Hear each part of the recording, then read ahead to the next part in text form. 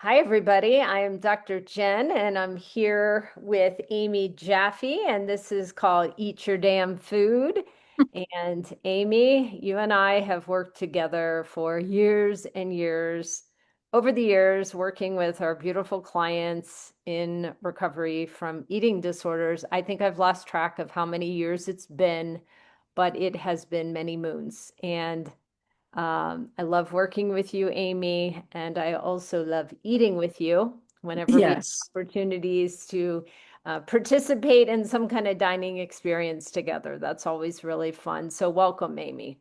Thank you. Thank you for having me. I'm so happy to be here with you. And yes, it's years and years, and we just work well, very well together. So I appreciate that.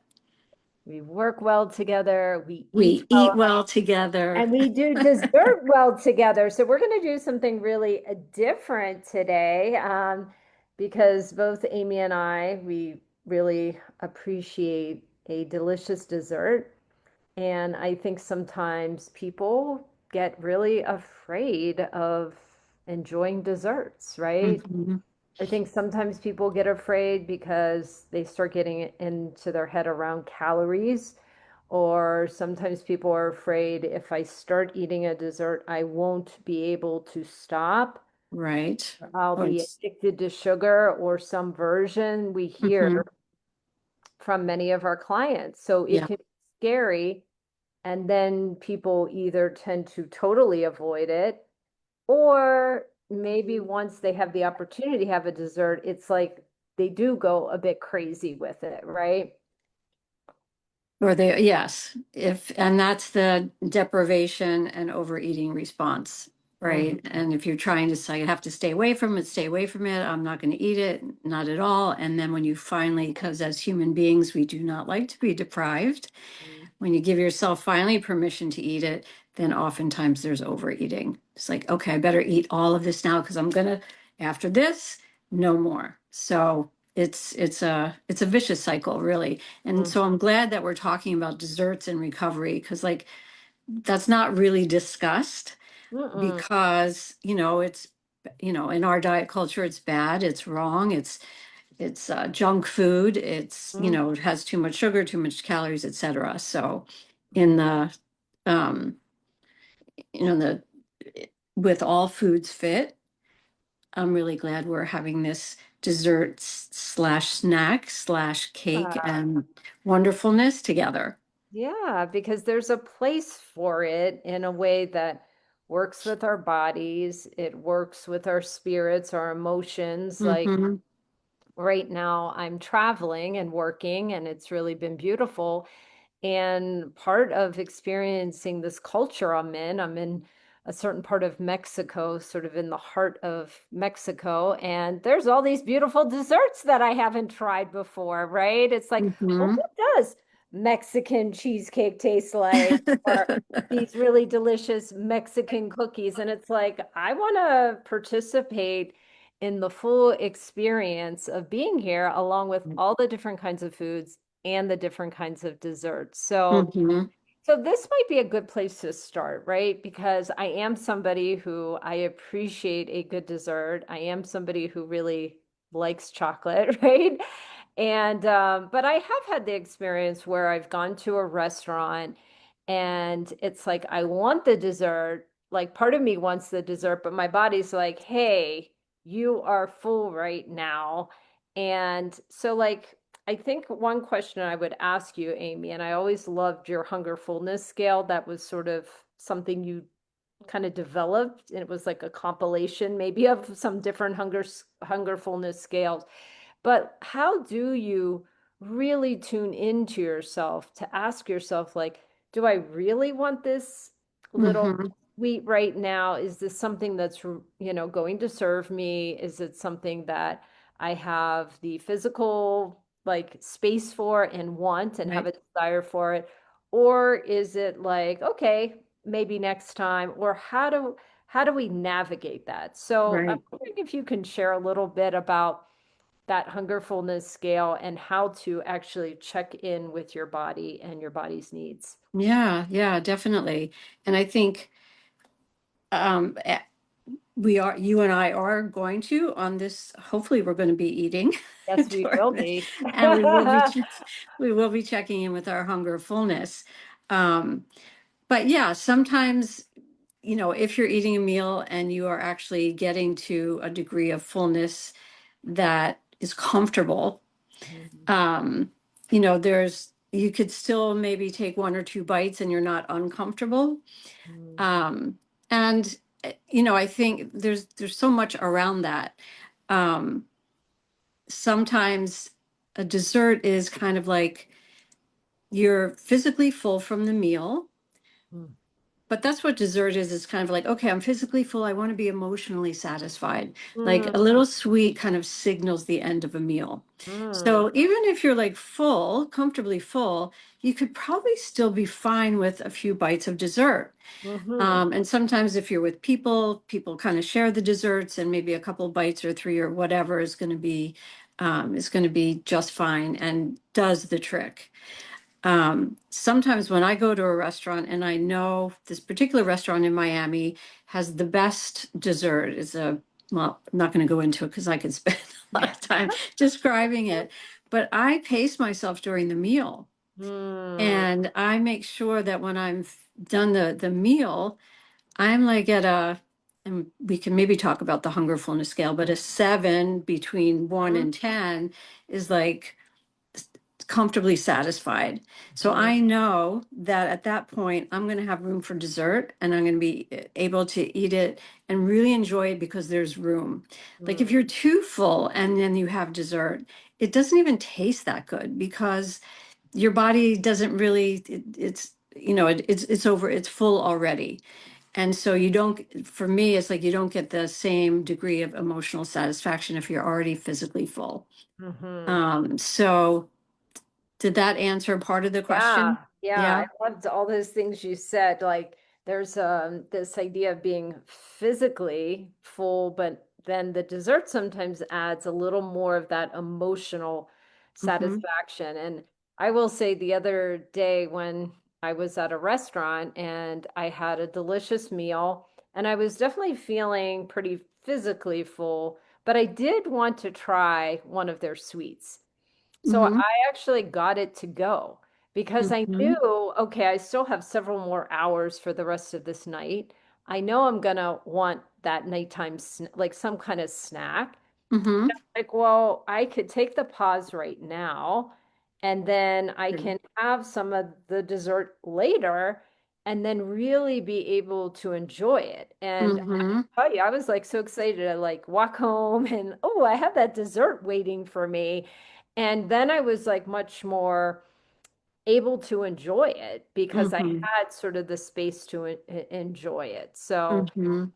it's Mm-hmm. because looking at the hunger fullness scale, I was like maybe even a little more than the 7. So maybe we can even do the hunger fullness scale so people know the numbers we're talking about. And look, there's Mm-hmm. lots of different scales out there. This Sure. is one, but maybe you could just describe that scale.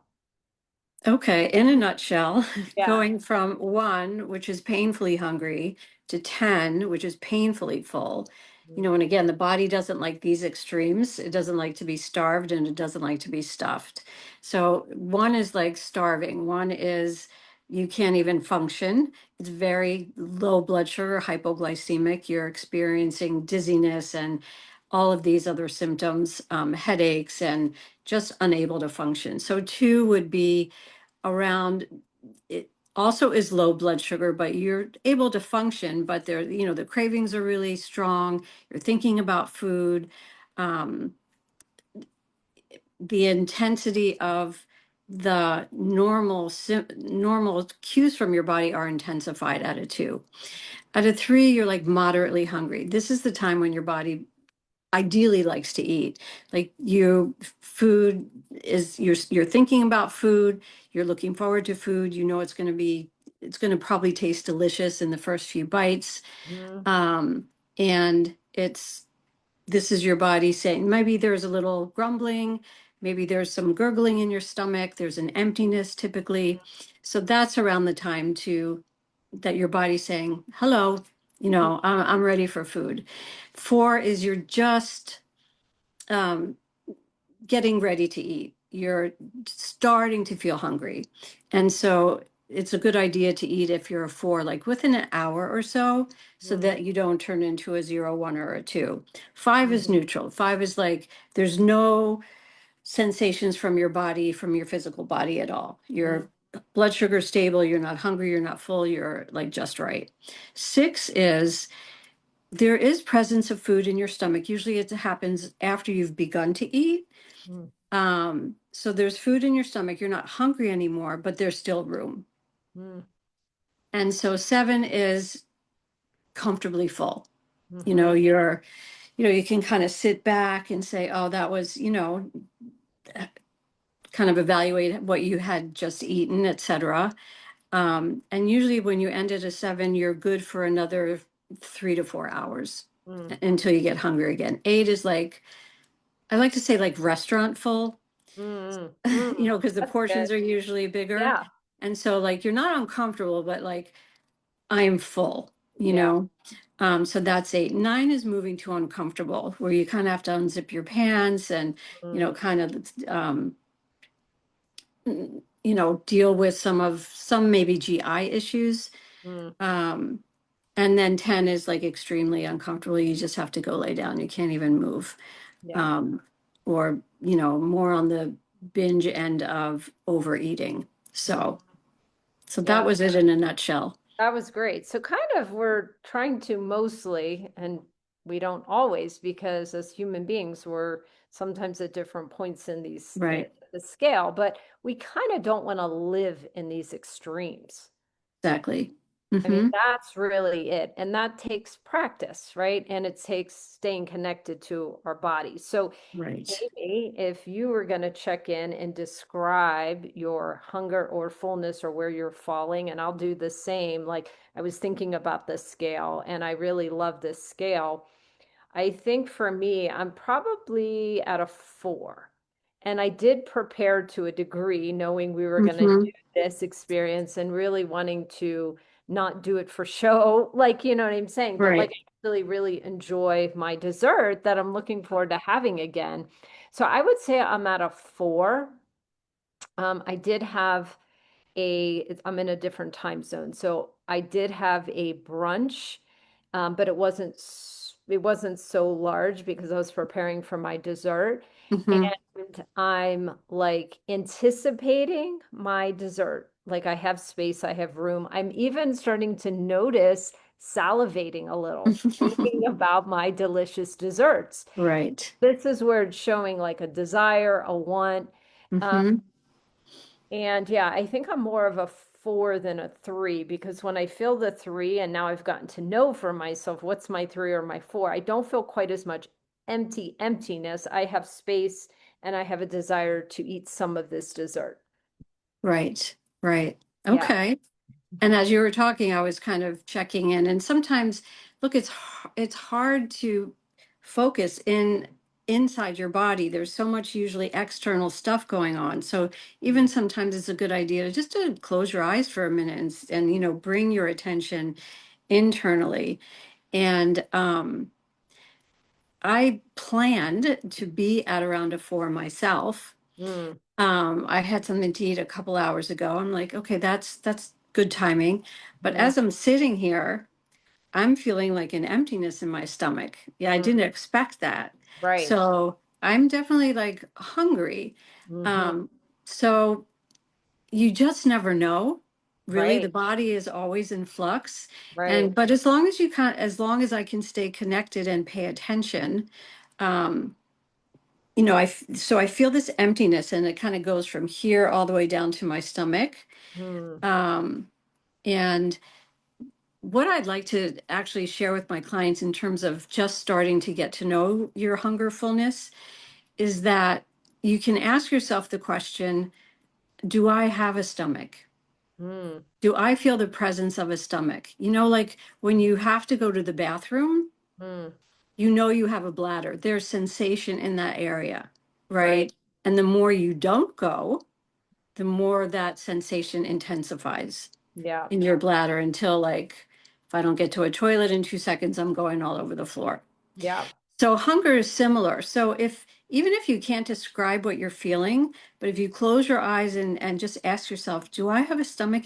Can I sense the presence of my stomach? Hmm. That's like a really good sign, like, okay, this is physical hunger Yeah. and I need to start thinking about food Yeah. Wow.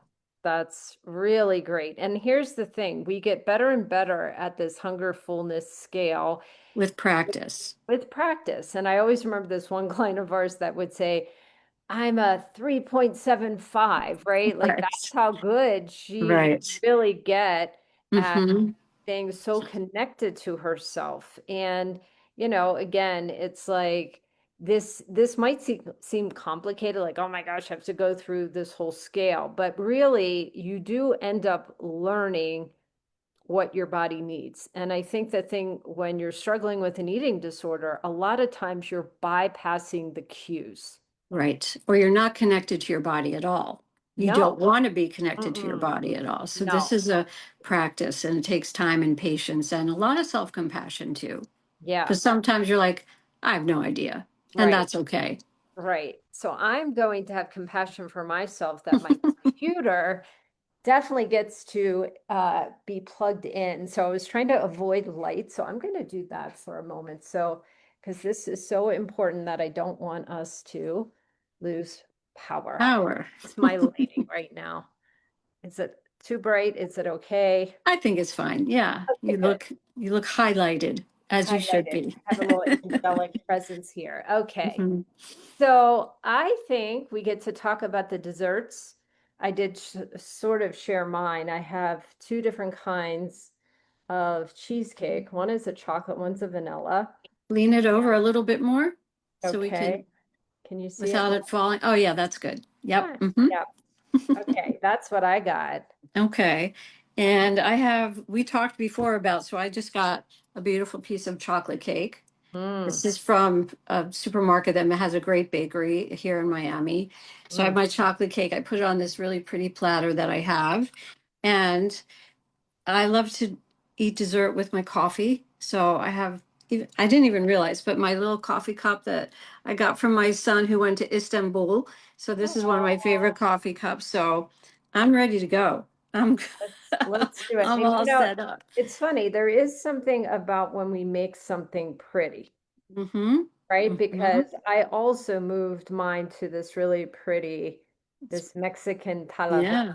this pottery, because like there is something like I'm giving myself this little moment, right? Like this Mm-hmm. experience. Like Mm-hmm.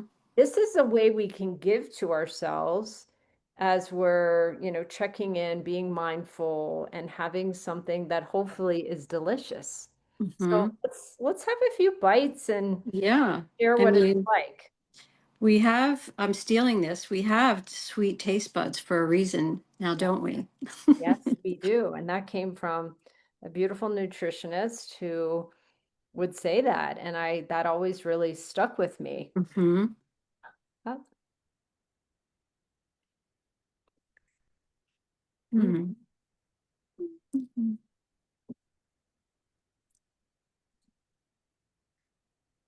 This chocolate cake is very delicious. It's very rich. mm, There's probably a little bit more icing on here than I like love. mm-hmm, So that's why I have my coffee to kind of offset some of the sweetness. mm, But it's very, very good. Very moist. mm. Melts in my mouth. How about yours? Mine is so good. So it's interesting. The Mexican desserts, I notice they're not quite as sweet. Mm-hmm. And I actually enjoy that. Yeah. It tastes, I don't want to say like more natural, like or something. But it's like sweet enough. So this is so good. First of all, they also, I was trying to figure out what are these little things on the top, but they're chocolate covered raisins. Oh, wow. That's a nice surprise. Hmm. Yeah. So mine tastes really good. I do want to compare mine to the vanilla. Mm-hmm. I'm gonna try the vanilla too. Um, I think there's also something if we can eat a little slower so Yes. we can really enjoy more and check in with our bodies more. And I will Hmm. say for myself, I used to be a super slow eater, like really, really slow. And then when my life got a little busier, my eating got busier. But I am noticing in this culture, there's like a big part about like, let's just take it down a notch. Like even when you're at a restaurant, nobody is coming to ask you for the check. There is Interesting. no chop chop. There is just like, let's Mhm. just relax into this and enjoy it. And I actually think those practices are really good when we're practicing like mindful, intuitive enjoyment with our eating. Hmm. Hmm. Absolutely. Mhm. Yeah. I know I've heard in France, Mm, the children when they go to school, and I saw a video of it. They all sit at a round table with a tablecloth, and it's all set, mm, and they get kind of served their food, and it's very they're there for the event of a meal. wow. It's that's what and they give themselves enough time to eat. And so I think that's how you can enjoy even more, is if you're having an experience. Like Yeah. this is the experience of eating, as opposed to doing this, Mm, watching TV, doing your work and talking on like the multitasking. It just takes, it's a distraction. mm. And so I'm very happy to be sitting here and just eating and talking with you about this, and um, paying attention, Yeah. paying The other thing attention. is sometimes when we're paying attention, we sometimes realize, oh, we're satisfied sooner than we think, Hmm. That's right? really a good point. Really a good point. Because are giving yourself time to really taste and savor, and even figure out even if you like it or not. Like some Mhm. people just eat it because it's there, whether Yeah. they like it or not, they're not really paying attention to that. So, um, and you can feel satisfied quicker if you've really, you know, being with the food. Did you ever sit in front of the TV and eat food and look down on the plate? And it's like, well, where did my food go? Mm-hmm. Just because you're eating fast and not paying attention. So it's really a big deal.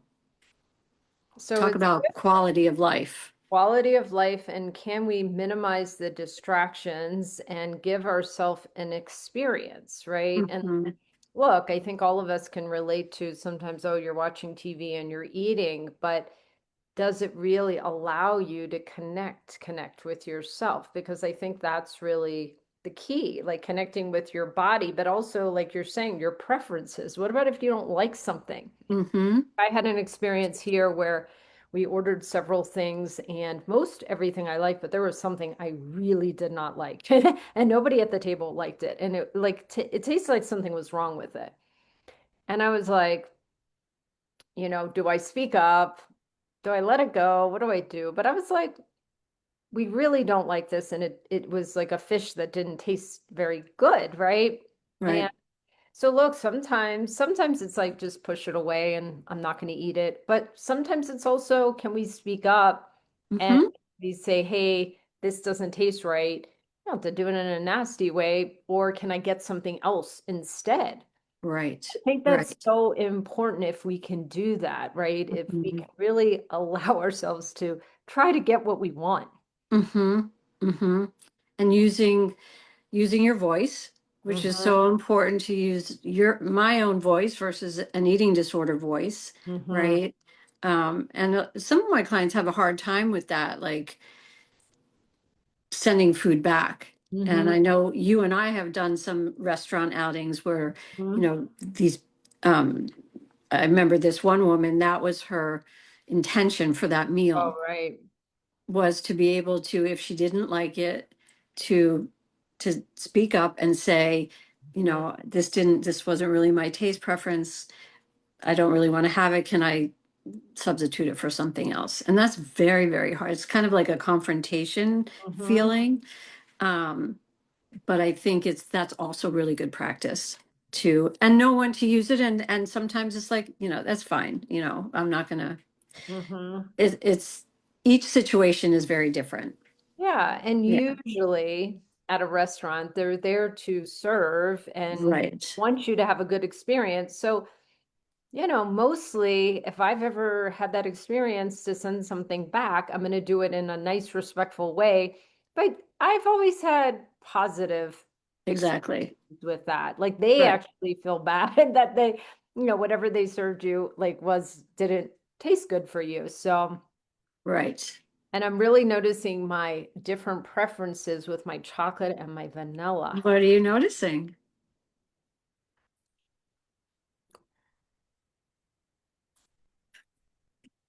I'm noticing that the vanilla tastes more like it might even be lemon. I thought it was Hmm. vanilla, but I think I can taste it's more lemon. And I will say, I tried this the other night. I tasted no lemon. I tasted only vanilla. So I don't know if it's the comparison with the chocolate, Oh, but the interesting. chocolate is I like the chocolate a little bit better. The vanilla's good, but the chocolate is just a little better in my opinion. Isn't chocolate a food group? I think that's it is in my world anyway. Uh, the other one that comes up for people that I work with is that sometimes they really want the dessert, but nobody, say you're at a restaurant, Mm-hmm. but nobody else is ordering the dessert. Right. That's another place to use your voice That's a and big get your one, news. Yeah, it's huge. Mm-hmm. right? It's like, oh God, well, I don't want to be eating my dessert alone, Mm-hmm. or like, what does that say about me? But like, You're good, if right? you're Or I'll not be struggling with judged. eating issue, nobody is looking and cares. I mean, really, they don't care what you're doing mostly. Mm-hmm. Mm-hmm. And probably they'll want, if you order dessert, they'd probably want a taste of yours anyway. Mhm. But yeah, that's hard. It's hard to want to eat when no one else in your, who you're with is wanting to eat as well. That's a tough one for a lot of people. Mhm. No one else is eating, so what's wrong with me that I want dessert and nobody else wants dessert? Yeah. Or why am I hungry but no one else seems to be hungry? Hmm. Well, everybody's different. Right. Everybody is different. So, um, yeah, that's really important point. And it's interesting now that we're eating this level of slow, because we are talking and we're taking our Hmm. time. I'm noticing, so now if we're am I full? I'm not like, oh my God, I'm so physically full, but my mouth is starting to feel very satisfied. Hmm. Like I'm Hmm. almost feeling like this was so good. And now it's like I don't even need to finish it. Like I almost want to like keep it for later and I get to enjoy it again. Exactly. Exactly. And for me, this was a little, it was sweet. It was a little too sweet for me. Hmm. And even though there's room in my stomach for more, Hmm. um, but I know I'm finished with this. Isn't that I interesting? want something else, but this taste, I'm done with that taste for now. Yeah. And I might, after we're finished, get something maybe a little savory or something Yeah. to eat. But yeah. Yeah. Mm-hmm. Um, there was one last thing I wanted to say. Oh, I think just the one last point I wanted to say is sometimes I have clients who at first they can't hear their hunger. They really can't hear their full points, or what we're talking about. It's almost like neither of us are talking about physical fullness. We're almost talking about like emotionally, we're feeling satisfied enough with what we're eating, right? Mm-hmm. And sometimes people don't believe that the cues will come back. Like this is a learned skill, and that if you start really getting into a relationship with your body, like the cues will be there. Mm-hmm. That's what will guide you. It Mm-hmm. doesn't, it like the hunger and fullness doesn't really live exactly in the brain. Not that we don't connect the brain with the body, Right. but it's really starting to get how your body responds to hunger and fullness. And I promise you, even if you're somebody listening and you're like, I don't have those cues, eventually those cues will kick in. I don't know. if I've ever had a client who those cues didn't kick in for them, like at some Right, point, the right. more that you do it, it will come back. And you've always had those cues. It's Mm, not like right. you've, as kids, we were all intuitive eaters. When we were hungry, look, you can't overfeed an infant. The infant will just turn its head and it won't take the bottle anymore. It knows when it's done. Mm, And so I think and growing up, you were hungry, you ate, you went out to play, you went to sleep. It was all very organic. mm, And, with our culture and acculturation, you know, starting in when you go to school at 12 o'clock, it's lunchtime. mm, And so if you don't eat at lunchtime, regardless of what your body's saying, you're going to be hungry till the end of school. So very early on, we learn to not be connected so much to our bodies, but we've always had that. Your body has always been wanting to communicate with you. So it's just remembering and getting it back mm. because there inherently we all have that. Does that Yeah, make sense? totally makes sense. I Yeah. feel like sometimes our work is we're going full circle, like we're Mm-hmm. going back to like the intuitiveness of being children in some way, right? Right. Right. And we have to Mm, unlearn a lot of what our diet, the tethers to the diet culture that a lot of us, we're all products of it, honestly. Um, yeah, to come back to ourselves. mm. And Hmm. on that note, thank you, Amy Jaffe, for being here. And I'd love to do another one of these lives where we're doing something that is a real eating experience because Hmm. I think there's so much learning in the moment and that we can teach in the moment as we're eating Right. together. Right. So, Yeah. Yeah, you're so welcome. And I think it's one thing to talk about food, but it's another thing to have the food right in front of us mm, it's that it's right there with us and not just talking about it. So thank you for having me. I absolutely. love being with you. Mm, you too. Okay. All Bye, right. Amy. Bye. Bye.